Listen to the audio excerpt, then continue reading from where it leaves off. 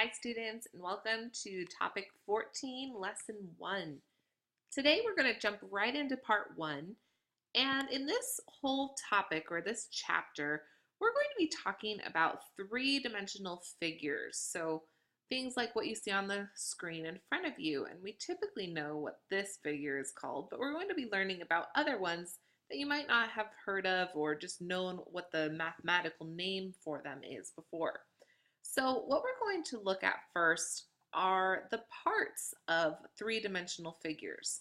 So first of all, the definition of a three-dimensional figure is a figure that does not lie in a plane. And what they mean on a plane is when you think of a coordinate plane, you can draw points on a coordinate plane, but all of those points are flat because they're all on one plane.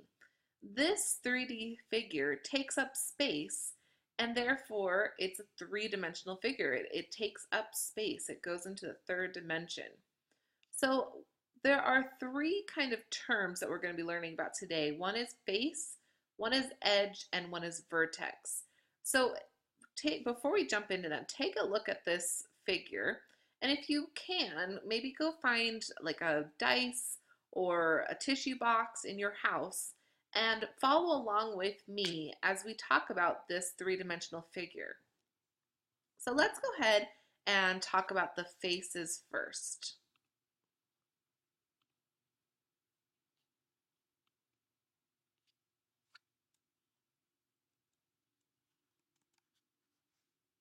Oh, I guess there's no sound. Okay, so I will just tell you that the face of a three-dimensional figure is the flat-shaped surface. So in this cube, this is called a cube. On this cube, there are 1, 2, 3, 4, 5, 6 faces. That's why if you're looking at a dice, there are 6 numbers because there's one number per side. So there are 6 faces, and the face is just the flat part of the shape. Now let's look at the edge, and if you have a feeling you might know what an edge is, I bet you're right. Let's look at the edges of the shape. So the edge is where all those different faces come together. So it's right here, and it's where two faces are joined. So this face and this face are joined right here at this edge. There are a lot more edges than there are faces on a cube. Let's go ahead and look at a vertex. So we've talked about the face, the flat part. We talked about the edge, which is kind of like, for lack of a better word, the edge. And now we're going to be talking about the vertex. The vertex are all of these little points where three edges meet. So you have an edge, an edge, and an edge, and you have a vertex. Okay, so we have faces, edges, and vertexes. I wonder if vertexes is the plural or if it's something funny. All right, let's look at this example here and discuss whether or not this is true or false. So the figure is a three-dimensional figure. Is that true or false? Well, that is true because we can see that it's not on a coordinate plane and it takes up space. Does the figure have 3 faces? Well, let's see. 1, 2, 3, 4, 5, 6. It has 6 faces, so we're going to say false. Remember that we can only see the top 3 faces, but because we know it takes up space, there's also one on the back, one on the side, and one on the bottom that we can't see. So we know that there are more than 3 faces. The faces are triangles. Well, what shapes are these? Are these triangles? Nope, they're not. Those are rectangles or possibly squares. The vertex has 12 edges. Well, let's count. Actually, when you do these, I highly recommend getting some colored pencils or markers so you can trace. So there's 1, 2, I'm counting the edges, 3, 4, 5, 6, 7, 8, 9, 10, 11, 12. Yay, there are 12. Okay, so we can say that's true. There are 12 edges, and there are 6 vertices. That's the plural of vertex. So vertices are vertexes. Okay, so vertices. So let's count, and I'll do that in red. So vertices.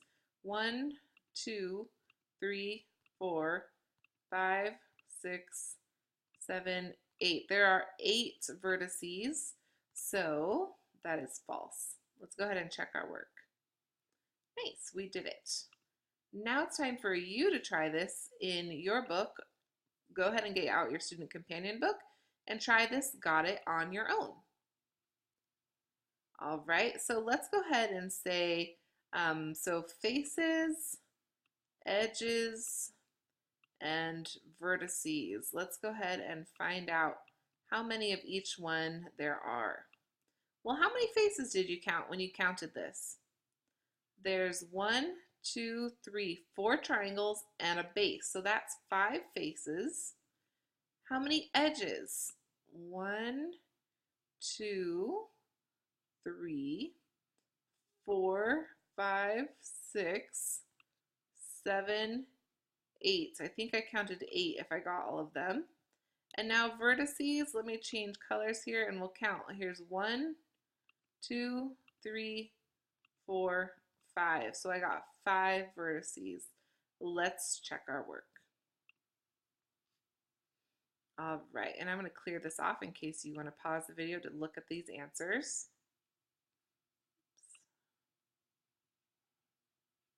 Okay, 5 faces, 8 edges, and 5 vertices. Awesome. All right, let's move on to part 2. So in part 2, we're going to learn about a few more things, almost like vocabulary terms, but they're very self-explanatory. So we're going to go over them and discuss them briefly. So when we have a prism, that means that we have a 3-dimensional figure with 2 parallel polygonal faces that are the same size and shape. All right, so what that means is if you can, go ahead and pause the video and go get like a can of beans or a can of soup from your cabinet.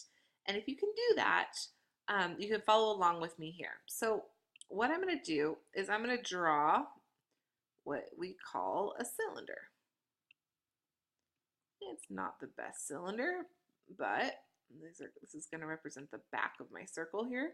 So this is my can of beans or my can of soup that you might have gotten from your pantry. So what a cylinder is it's also a type of prism. And the reason is because a prism needs to have 2 polygonal faces that are parallel to each other. So in a cylinder, the top of the can and the bottom of the can are parallel to each other. So we can see very easily that those are parallel to each other and they're the same size and the same shape. Now my picture is not drawn perfectly, but your can probably is pretty close to perfect, the same size and the same shape on the top and on the bottom. So that's the definition or the requirements for something to be a prism. So if I have a triangular pyramid here, let me draw one. So if I have a triangular pyramid here that has a square base, is this a prism? It's not, because we only have one square base. We don't have another square up here. We just don't have one. It doesn't exist. So this triangular prism or triangular pyramid or square pyramid is not a prism because it doesn't have 2 parallel faces that are the same shape and size. Let's look at this, the examples here. So let's talk about the base of this prism. A base of a prism is one of a pair of parallel polygonal faces that are the same size and shape. You name a prism for the shape of its bases. Okay, so in this situation, what shape is the base? It's a rectangle. So in this situation, this would be a rectangular prism. That's what we would call this because the bases are parallel to each other and they are rectangles. Now let's look at the height. The height of a prism is the length of a perpendicular segment that joins the bases. Okay, so it's the height between the bases. That makes sense. It's the height. Now this is one term that we don't hear very often, but the lateral face is something that we're going to talk about right now. A lateral face of a prism is the face that joins the bases of the prism. Okay, so a lateral face is, you can think of it like the ladder, the whole entire piece that goes up between the 2 bases. So the lateral face is the face right here going with the height. And then let's talk about one last thing, a right prism. In a right prism, All lateral faces are rectangles.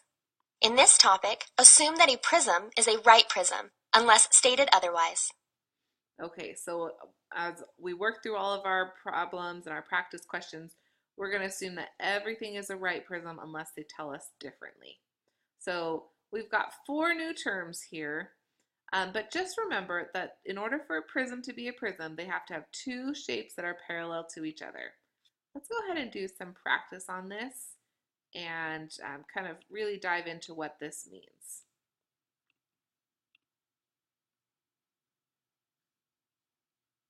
So here's one of those pillars that friendly character was just leaning on. And we've got this shape here. So we need to figure out, first of all, is it a prism? Well, yes, it is a prism because it has 2 bases that are parallel to each other. So here's one of the bases right here, and here's the other base in the back. And if we were to draw lines in 3 dimension, they would be parallel to each other. They would be parallel to each other. Okay, so what shape does the base of this prism have? Well, I think it's an octagon. Let's count. 1, 2, 3, 4, 5, 6, 7, 8. Yeah, it's an octagon. So this would be octagon, and I'm just going to abbreviate as oct. Name the prism. Well, we name the prism based on the base. So this would be an octagonal prism. Octagonal prism. And again, I'm abbreviating because I'm running a little short on time. How many lateral faces does the prism have?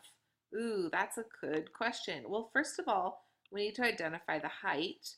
So this is the height of the prism. It's the line connecting the 2 bases. And really, we could use any of these height lines right here.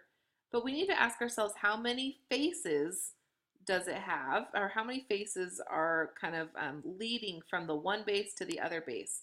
So that would be like this section, this section, this section. Well, it's an octagon, so there's going to be 8 sections. There's going to be 8 lateral faces.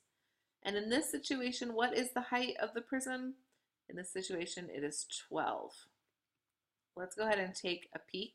And then if you need to, you can pause the video to look at the solution a little bit more.